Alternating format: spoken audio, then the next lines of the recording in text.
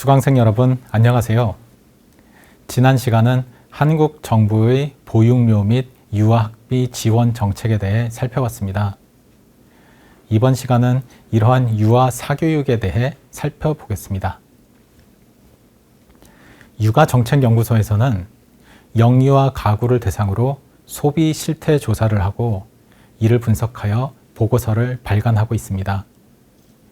이 보고서에 따르면 우선 엔젤 지수, 즉 생활비 지출 총액 중 양육비의 비중은 약 26 내지 27%로 나타납니다. 화면의 그림은 영유아 가구의 가구당 양육 비용을 보여줍니다. 2022년 기준 물가로 환산한 실질 수치이고 단위는 만원입니다. 2020년의 경우 코로나19로 인해 다소 줄어들었지만 2018년부터 2022년까지는 다소 증가하는 것으로 보입니다. 2022년의 가구당 월 평균 양육 비용은 127만 원 정도입니다. 영유아 1인당 양육 비용은 최근 다소 감소하고 있습니다. 앞서와 마찬가지로 2022년 기준 물가지수로 조정한 실질 수치입니다. 2022년의 1인당 월 평균 양육비는 약 65만 원 정도입니다. 영유아의 반일제 이상 기관 이용률을 살펴보면 절반 남짓한 영유아가 어린이집을 이용하고 있습니다. 유치원 이용률은 2022년 기준으로 27% 정도입니다. 한편 20% 남짓한 영유아는 반일제 이상 기관을 이용하지 않고 있습니다. 가정 양육하는 경우로 볼 수 있겠습니다. 나머지 1 내지 2% 정도는 어린이집이나 유치원이 아닌 학원을 반일제 이상으로 이용하고 있습니다. 어떤 기관을 다니는지에 따라 비용 차이가 크게 나타납니다. 어린이집의 경우 월 평균 비용이 6만 원 내지 7만 원 정도입니다. 대부분의 보육료를 정부에서 지원받기 때문입니다. 유치원의 경우에는 이보다 많은 월 평균 12만 원 내지 15만 원 정도를 지출합니다. 하지만 어린이집이나 유치원 대신 영어 학원이나 이른바 영어 유치원 같은 사설 학원을 보낼 때는 정부 지원이 없기 때문에 비용이 상당합니다. 2018년 월 평균 비용은 58만 원 정도였고 2022년에는 월 평균 98만 원 이상으로 증가했습니다. 어린이집과 유치원을 다니는 경우에도 영유아 양육비가 상당 수준으로 지출되는데 이는 시간제 사교육 이용률이 높기 때문이기도 합니다. 육아정책연구소에서 2024년 발간된 최효미의 연구 보고서에 따르면 영유아의 시간제 사교육 이용률은 2018년 38% 수준이었고 코로나19 유행 기간 동안 줄었다가 2023년에는 40% 이상으로 늘었습니다. 주당 평균 이용 시간은 2022년 4.6시간, 2023년 3.2시간이었고 월 평균 비용은 2023년 기준으로 19만 원 정도였습니다. 시간제 사교육 이용률은 연령이 증가할수록 더 커집니다. 0세에는 시간제 사교육 이용률이 매우 낮습니다. 1세 또는 2세 때에는 10%대로 증가했다가 3세가 되면 20%를 넘어섭니다. 4세의 시간제 사교육 이용률은 이제 40% 이상이고 2023년 5세의 시간제 사교육 이용률은 64%였습니다. 6세가 되면 5명 중 4명 이상이 시간제 사교육을 이용합니다. 2023년 6세의 시간제 사교육 이용률은 83.8%였습니다.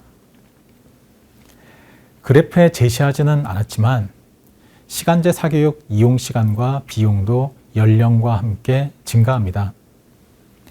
2023년 기준 6세 아동의 주당 평균 시간제 사교육 이용 시간은 4.6시간이고 2022년에는 6.6시간이었습니다. 모두 평균보다 한두 시간 더 많았습니다. 2023년 6세 아동의 월 평균 시간제 사교육 이용 비용은 26만 원으로 전체 평균 19만 원보다 더 높습니다. 사교육 이용률은 소득이 증가할수록 더 높아집니다. 이 그래프는 가구 소득 구간별로 2023년의 시간제 사교육 이용률을 보여줍니다. 월 평균 가구 소득이 500만 원 이하인 경우에는 영유아의 시간제 사교육 이용률이 30%대에 머물지만 500만 원 이상인 경우에는 45% 이상으로 증가합니다. 시간제 사교육 이용 시간과 비용도 소득과 함께 증가하는 추이를 보여줍니다. 그러면 시간제 사교육은 어떠한 유형들이 있을까요? 화면의 그래프는 2023년 조사에 따른 각 유형별 이용률을 보여줍니다. 중복 응답이 가능한 설문 문항으로 전체 조사 대상자 중 해당 유형의 시간제 사교육을 이용한 비율이라고 보시면 되겠습니다. 가장 많은 경우는 학원으로 전체 응답자의 23.1%가 이용 중이었습니다. 그 다음은 학습지나 교구 활동을 교사가 방문하여 진행하는 형태로 이용률은 15% 정도였습니다. 세 번째로 이용률이 많은 경우는 문화센터 프로그램으로 이용률이 10% 수준이었습니다. 그 외에 온라인을 통한 교육, 개인 또는 그룹 과외 등도 있었습니다. 사교육 내용으로는 학습 관련 교육도 있었지만 예체능의 비중이 더 컸습니다. 시간제 사교육의 비용은 얼마나 될까요? 2023년 조사 결과에 따르면 시간제 학원을 보내는 경우 월 평균 이용 비용이 20만 원 정도 되었습니다. 방문 학습지는 월 평균 9만 원, 방문 교구 활동 교육은 월 평균 13만 원 수준이었습니다. 교사가 방문하여 개인 또는 그룹으로 지도하는 과외 형태의 교육의 경우에는 월 평균 비용이 20만 원을 넘었습니다. 문화센터는 월 평균 6만 원 정도였고 온라인 교육은 월 평균 11만 원에서 13만 원 정도였습니다.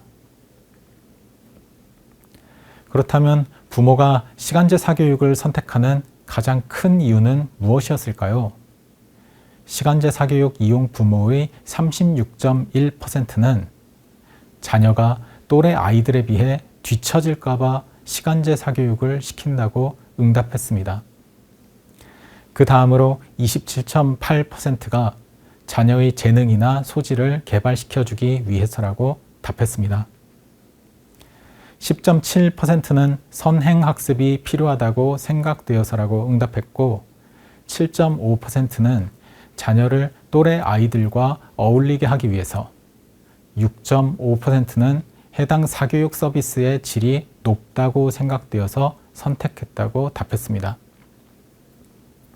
그 외에 퇴근 전 자녀를 돌봐줄 사람이 없어서 다른 돌봄 서비스보다는 비용이 적게 들어서 아이가 원해서 등으로 응답한 경우도 소수 있었습니다. 지금까지 한국의 유아 사교육에 대해 살펴봤습니다. 우선 초등학교 입학 전에 어린이집이나 유치원 대신 반일제 이상 학원에 보내는 경우가 있었습니다. 이른바 영어 유치원 등이 여기에 해당하겠습니다. 이렇게 반일제 이상 학원에 보내는 비율은 전체 영유아 가구의 1 내지 2% 정도로 크지 않았지만 이러한 가구에서는 상당한 비용을 사교육에 지출하고 있었습니다. 어린이집이나 유치원을 다니는 경우도 시간제 사교육에 참여하는 비율이 40% 이상이었습니다. 연령이 높을수록 이용률도 높아졌고 예체능 사교육의 비중이 컸지만 교과 사교육도 상당 수준으로 이루어지고 있었습니다. 부모들은 영유아 자녀에게 사교육을 시키는 가장 큰 이유로 또래 다른 아이들에 비해 뒤처질까봐 걱정되어서라고 응답한 경우가 가장 많았습니다. 한국 사회의 교육 경쟁이 아주 어릴 때부터 시작되고 있음을 시사합니다. 이번 강의에서는 영유아 보육과 교육이라는 주제로 살펴보았습니다. 한국 정부는 적극적으로 재정 지원을 하면서 영유아에 대한 무상보육과 무상유아교육을 실현해 가고 있습니다. 보육 및 유아교육 기반을 확충하고 지원을 늘리면서 자녀가 있는 여성의 경력 단절을 줄이고 경제활동 참여를 높이는 데에 기여하기도 했습니다. 하지만 보육 및 유아교육에 대한 지원에도 불구하고 영유아 가구의 자녀 양육비 부담은 큰 편입니다. 사교육에 대한 투자가 많이 이루어지기 때문인데 그 기저에는 모종의 경쟁 심리가 자리 잡고 있는 것처럼 보입니다. 이러한 경쟁 심리와 어떻게 보면 과도한 투자가 한국 사회의 출산율을 낮게 만드는 주된 요인이라고 지적하는 사람들도 많습니다. 다음 7번째 강의에서는 여성 교육이라는 주제로 논의해 보겠습니다. 감사합니다.